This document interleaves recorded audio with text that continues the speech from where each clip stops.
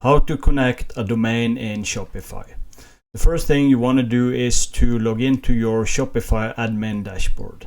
And then you want to go to settings down on the left corner.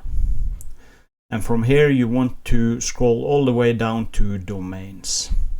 And inside here you can either buy a new domain or you can connect an existing domain.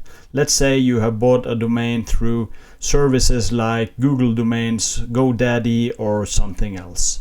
Then you click Connect Existing Domain. And then you want to type in your domain name.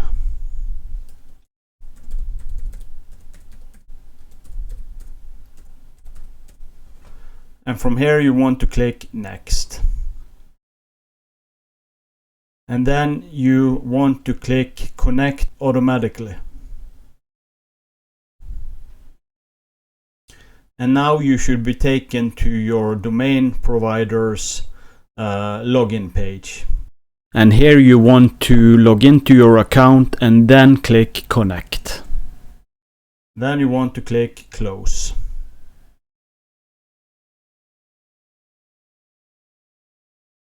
And as you can see here, we now have our custom domain connected to our Shopify store.